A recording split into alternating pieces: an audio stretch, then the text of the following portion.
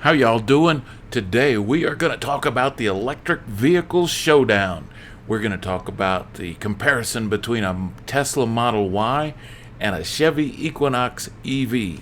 And we're going to cover the LT2 version as well as the extended range, or what is it, long range version of the Tesla. So that is going to be what we are going to cover today. We're going to cover them. We're going to compare the specs. We're going to take a look at them and see which one wins the electric vehicle showdown.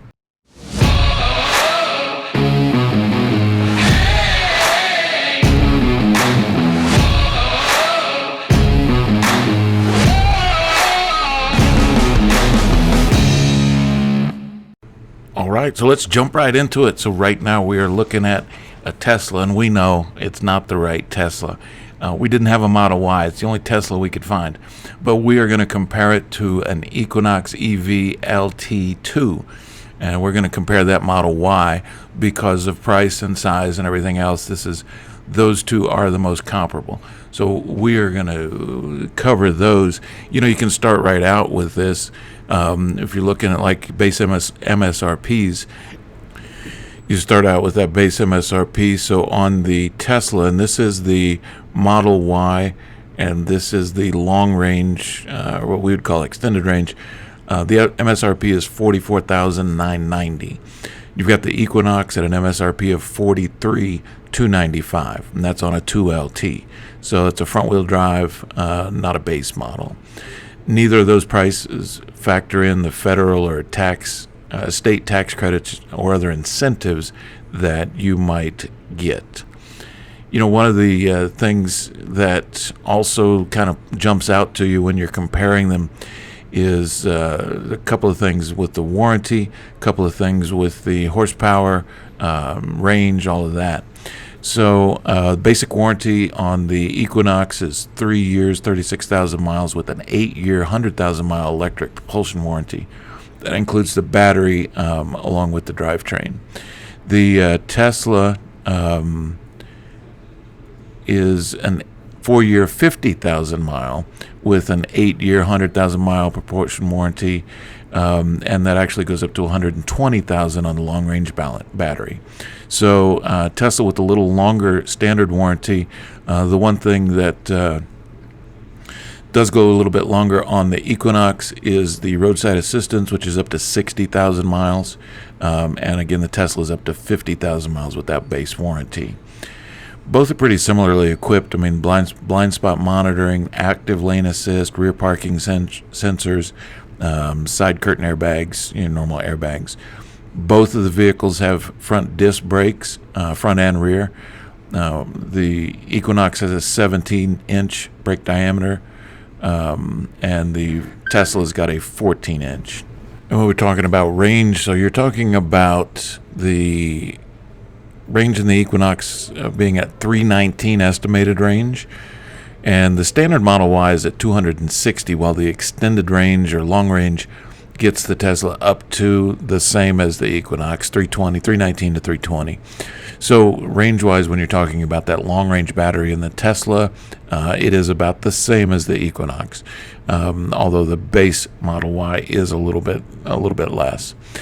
One of the things that does jump out a little bit on the Tesla is Tesla has rates an equivalent horsepower of 425, which is versus the Equinox at 213. And I think some of that reflects in the range. You have to have the extended range or long range battery in order to get the same range as the Equinox, because they are directing a lot more of that horsepower to the wheels. So there is a little bit of a horsepower advantage, but we're going to do a little drive later and see if that Equinox makes up for it in some other things. Somebody asked me the other day, well, why would somebody buy a Tesla? And right up on your screen right now is one of the reasons that I think a lot of people do. And it's pretty cool, I got to admit. The screen, so this is the screen that's in that sample Tesla that we got. The display showing you your surroundings and kind of the vehicles around it. And that's a pretty cool thing. We are going to show you a couple of things that the Equinox has as well. That does compare although it is not the same, but it is a comparison point that we are going to look at. We're also going to look at a couple of other things, a couple of the factors that some people think factor into people choosing a Tesla over another electric vehicle, whether it's the Equinox or anything else, is the self-driving feature. But a recent study they did just this year showed that really only 2% of the people that buy Teslas are interested in using that.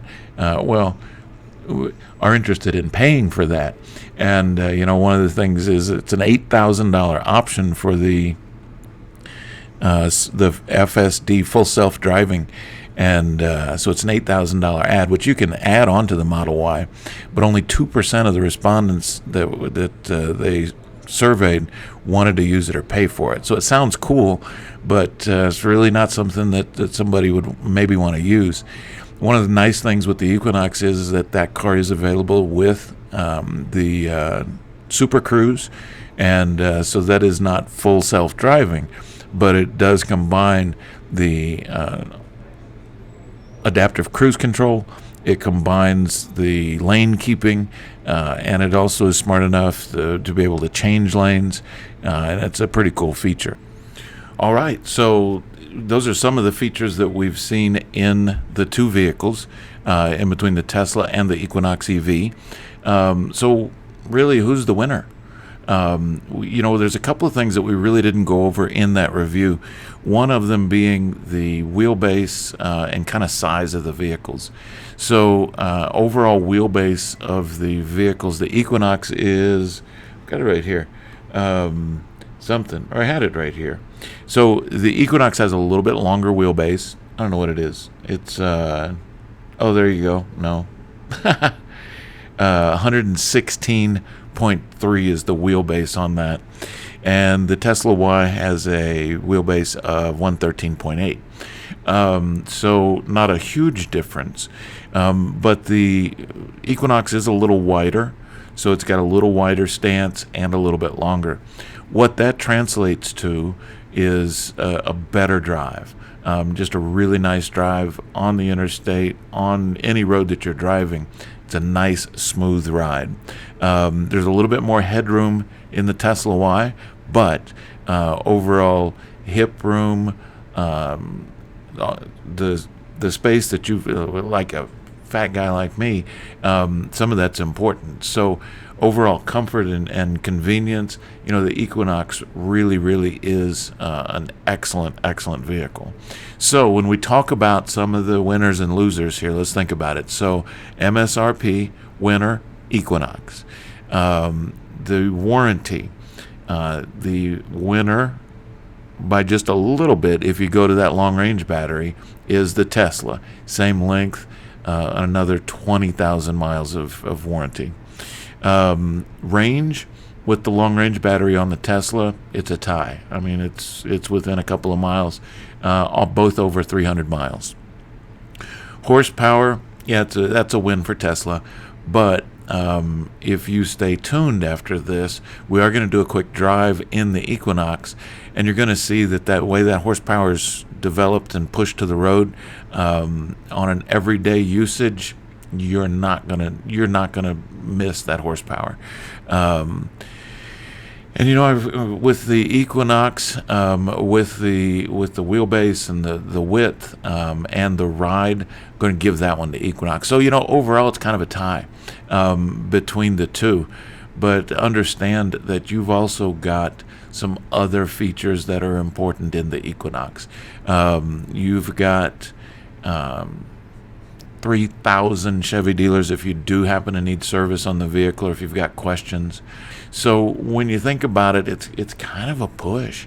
But when you think of the advantage of having that dealer support network, actual people you can go talk to, and service centers that are close instead of service centers that are not close.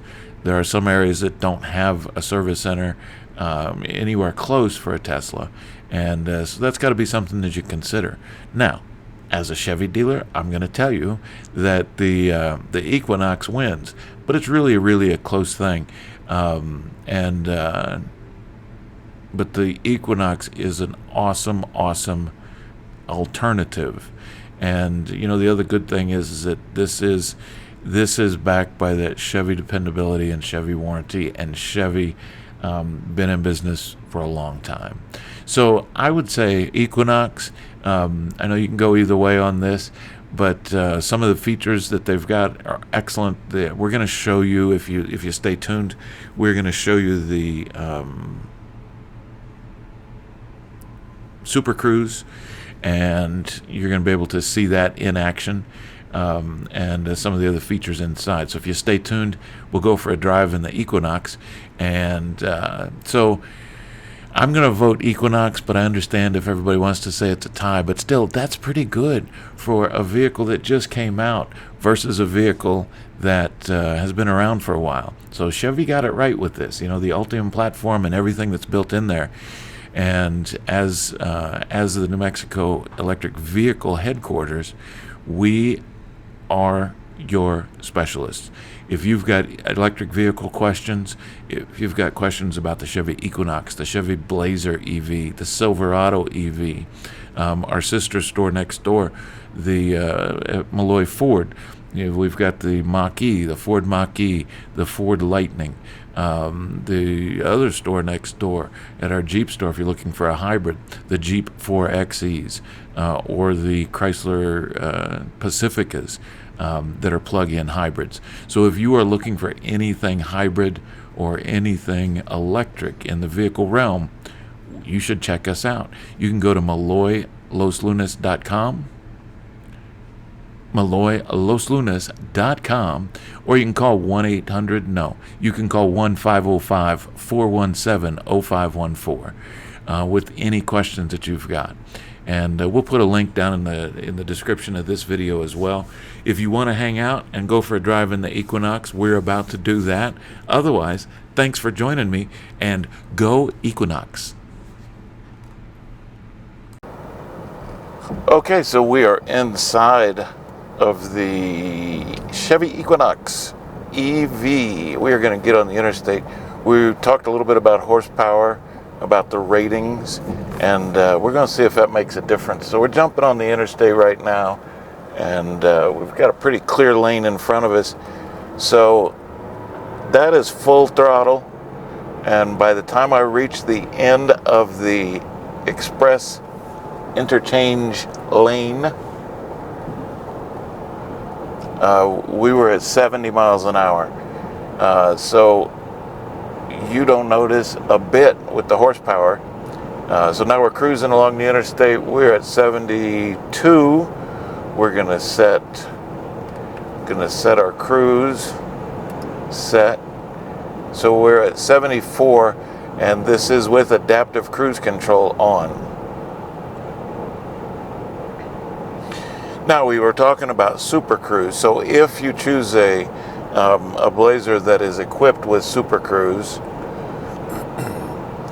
we've turned Super Cruise on. I don't know if you can see it, but right here you've got a green light for Super Cruise. So when the Super Cruise green light is on, we are super cruising.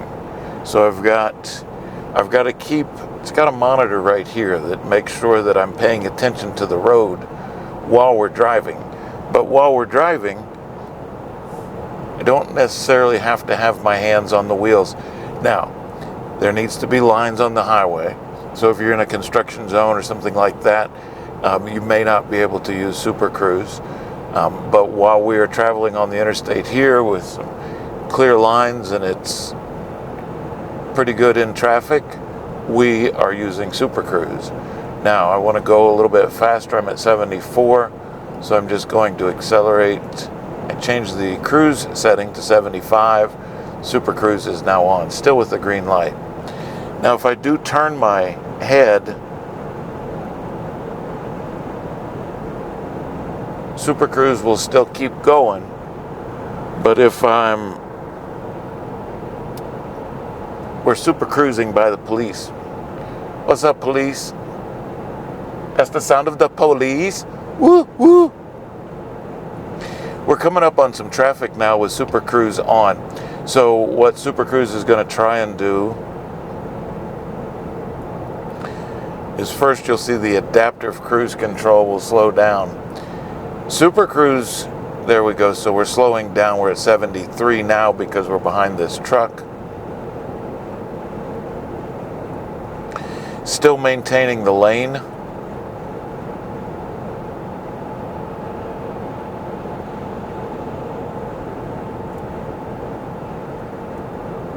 And there's a difference between lane assist, which this vehicle also has, because lane assist will keep you in the lane, and it will do that. The difference between Super Cruise and lane assist is it combines not only the adaptive cruise control, but also the lane keeping. And then Super Cruise also has, and I'm waiting for an opening here. So right now we're down to 65 miles an hour because we're following this truck.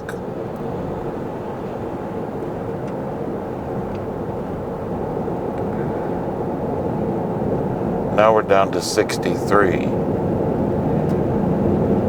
But I really want to get over and get around this truck.